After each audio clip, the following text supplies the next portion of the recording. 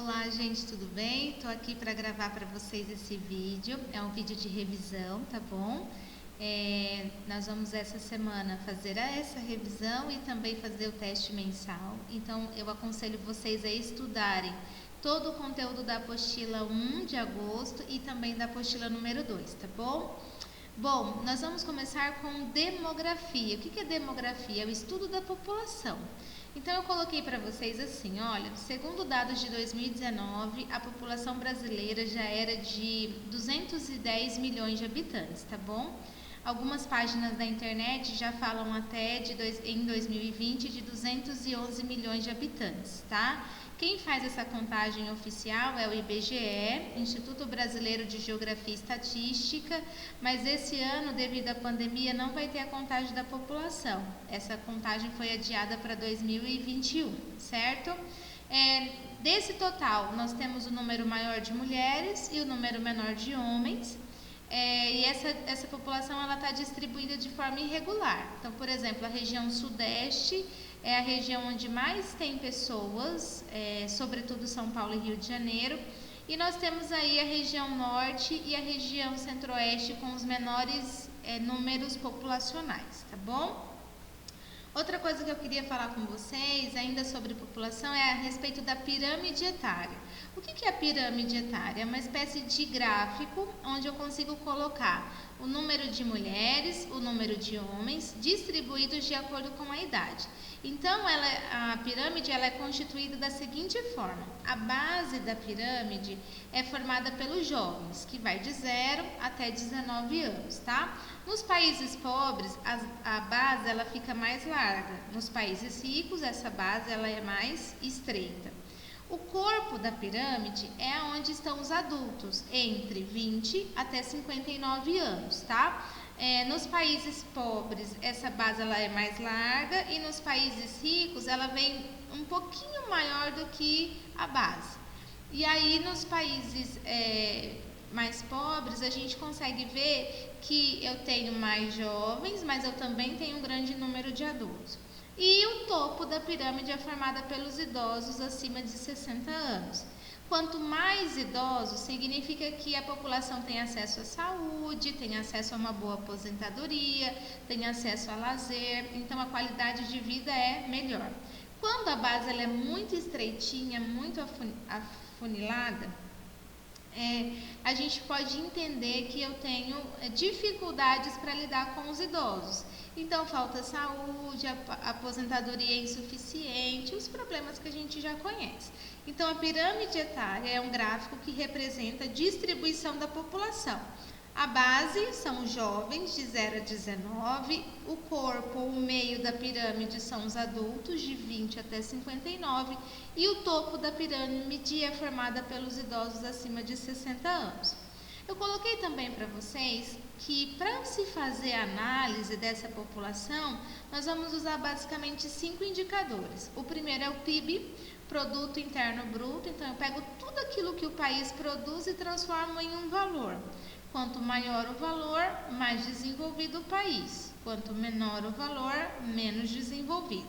Então, o PIB nos ajuda a medir o índice de riqueza de um determinado país. O segundo que eu coloquei para vocês é em relação à pobreza. Aqui no Brasil, nosso livro fala que 6,5% da população vive hoje em condição de extrema pobreza. Falta casa, falta alimentação, falta itens básicos de higiene. Então, nós temos um grande número, infelizmente, de pessoas na linha da pobreza. E o que se espera após a pandemia é que esses números vão aumentar. Nós vamos ter mais pessoas na linha da pobreza, porque muitas pessoas foram demitidas, né? Então, a gente, infelizmente, espera que esse aumento que vai ocorrer um aumento no número de pobres. O terceiro indicador é a educação, e eu considero um dos mais importantes, porque a educação transforma. A educação nos dá novas chances, novas oportunidades de crescer, de conseguir bons empregos. Então, se eu tenho, por exemplo, um grande índice de evasão escolar, é sinal de problema. Se eu tenho um grande número de faltas dos alunos, é um problema. Então, eu acredito que a educação seja um dos principais indicadores sociais. Falo também da longevidade, que na verdade é a expectativa de vida, tá? No Brasil, a gente deve estar em torno de 75, 78 anos, é a média de vida da população. E a gente sabe também que as mulheres vivem mais do que os homens, porque as mulheres se cuidam mais, vão mais ao médico, tomam as medicações direitinho, né? As mulheres são um pouco mais preocupadas com a saúde do que os homens. Então, essa é uma das razões que fazem com que as mulheres vivam mais. E por último, o IDH, Índice de Desenvolvimento Humano, que analisa 3 coisas. Analisa a renda, a escolaridade e a expectativa de vida. Eu pego esses 3 fatores, transformo em um número que vai de 0 até 1. Quanto mais próximo de 1, mais rico é o país. Quanto mais próximo de 0, mais pobre. No Brasil, a gente está mais ou menos 0,7, 0,78, 76, por ali. Nós estamos num grau que é classificado como elevado, mas a gente sabe que esse é apenas um indicador e que ele não revela com clareza todos os dados de forma correta. Por quê? Eu vou pegar aquela pessoa que ganha muito e vou somar com aqueles que ganham muito pouco, tá bom? Então o número não fica real, mas dá pra gente ter mais ou menos uma simetria do que está acontecendo com os nossos fatores. Por exemplo, se a população está empobrecendo, se a população está melhorando de vida, pelo IDH a gente consegue fazer essa análise, tá? Bom, depois eu falei um pouquinho com vocês a respeito do processo de migração. O que é migrar? É deslocar de um lugar para outro. A migração ela pode ser interna, quando, por exemplo, eu mudo de cidade, de estado, de região, ou ela pode ser externa, quando, por exemplo, eu mudo de país, ok? Agora, as migrações, elas basicamente são divididas assim em 2 grupos. Eu tenho aquele migrante que faz isso dentro do país. Eu tenho o emigrante com E, que é aquele que sai do seu país para outro. Por exemplo, eu moro aqui no Brasil e vou para Portugal, então eu sou emigrante. E eu tenho o caso de pessoas que vêm de outro país para o Brasil. Então, por exemplo, veio um estadunidense, um canadense para o Brasil, eu vou chamar ele de imigrante, porque ele saiu do país de origem para entrar no nosso, ok? Bom, as migrações, elas acontecem por diversas razões. Escolaridade, busca de melhores condições de vida, emprego, tratamento de saúde, passeio, férias. Mas eu tenho também os fatores que não são tão bons. Por exemplo, guerra civil, catástrofes naturais, teve terremoto, tsunami, tornado. Eu tenho, por exemplo, pessoas que saem fugidas porque estão ameaçadas de morte, enfim. Tem muitas razões também que são razões ruins e não razões boas, mas todas elas vão formar as causas do processo migratório. Em relação ao tempo de permanência, eu tenho 3 tipos. Por exemplo, se eu moro aqui em Campo Grande e estudo em Terenos, ou o contrário, né? Eu moro em Terenos e estudo e trabalho em Campo Grande. Terenos é outro município, então sempre quando eu faço esse deslocamento, eu vou fazer todos os dias. Então eu falo que essa migração ela é diária ou pendular, porque eu faço todos os dias, tá? Segundo, eu vou passar meses ou apenas semanas em outro lugar. Aí tem um nome, pode ser temporário, pode ser sazonal ou pode ser de transumância. E eu posso ficar anos nessa outra localidade. Por exemplo, aconteceu comigo. Eu sou de Cuiabá, passei no concurso, vim para Campo Grande, já estou aqui há 7 anos.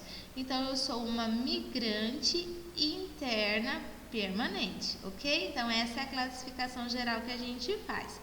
De forma geral, a gente fala que tem áreas que são áreas de atração, onde elas parecem chamar as pessoas, porque tem emprego, porque tem faculdade, porque tem empresas, porque a dinâmica econômica é boa. Então essas áreas geralmente atraem pessoas.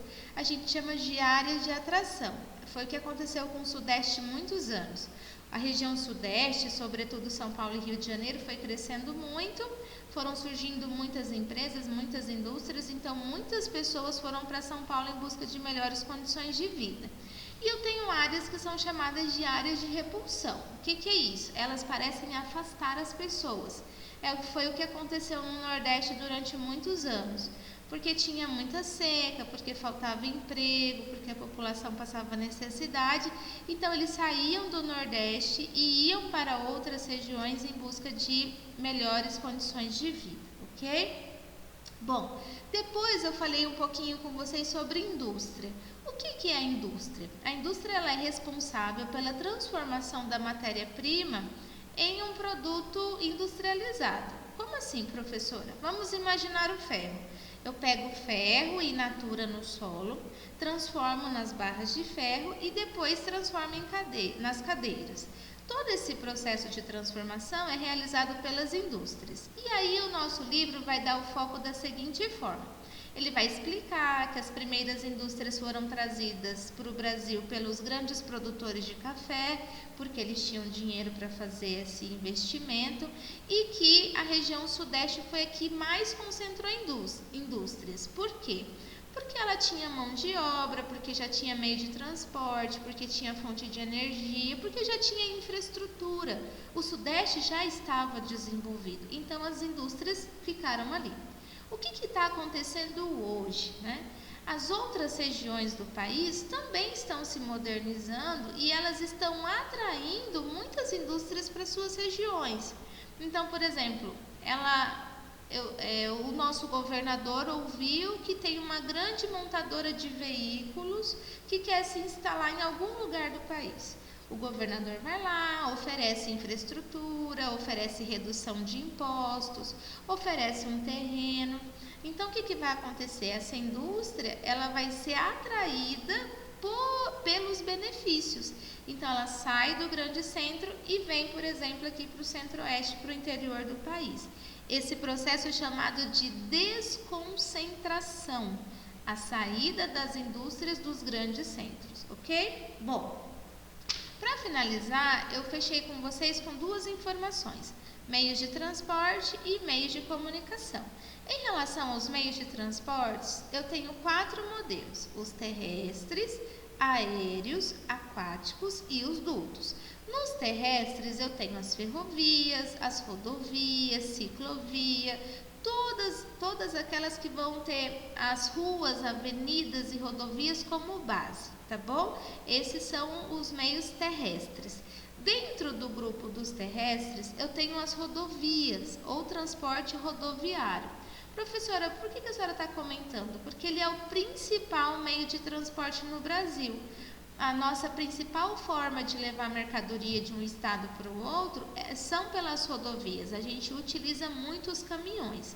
Então, as rodovias é o nosso principal meio de transporte, tá bom? Carros, caminhões, ônibus e etc. Temos também os aéreos, e aí nós vamos usar os aviões, helicópteros e etc. Nós temos os aquáticos, e aí vai ser os barcos, navios, barcaças, lanchas, canoa, né, no caso dos indígenas. Então esses são os meios aquáticos. E os dutos, que eu acho que é o que é um pouquinho mais diferente para vocês. Os dutos é quando eu uso tubulações, tubos, no subsolo para levar um certo elemento para outro lugar. Eu faço isso com gás, o caso do gasoduto, faço isso com água, por isso que a água, né, chega em todas as regiões da cidade. Posso fazer isso com petróleo, com óleo, de forma em geral, ok? Não sei se vocês já viram lá no centro da cidade, tem umas plaquinhas escrito assim: proibido perfuração porque pode causar explosão. Passagem de gasoduto é isso, porque eu tenho tubulações onde passa o gás e o gás ele é altamente inflamável. Então, se não for bem conduzido e se for feita a perfuração de qualquer maneira, pode ocorrer a explosão, tá bom? Agora, em relação aos meios de comunicação, o nome já fala, né? O meio é como que a gente vai se comunicar. Vai ser por rádio, TV, computador, internet, celular, rede social, né? Então, o meio de comunicação é como é que a gente vai trocar essas notícias, essas informações de forma geral, né? E a informação é a notícia propriamente dita. Então, por exemplo, a Ana viu pelo celular uma matéria que dizia que as aulas não têm uma previsão de volta. Então, a Ana viu pelo celular, é o meio de comunicação, foi por onde a Ana viu. Então, o celular é o meio de comunicação. E essa informação de que não há uma previsão de volta é a informação propriamente dita, é a notícia, tá? Meninos, então é isso, o nosso teste mensal, tá? Ó, mamão com açúcar, titia foi bem boazinha. Estudem direitinho, façam as leituras, ainda estou recebendo as tarefas em atraso, pode me enviar, tá? E qualquer coisa estou em horário de aula para poder ajudar vocês. Beijo e até a próxima!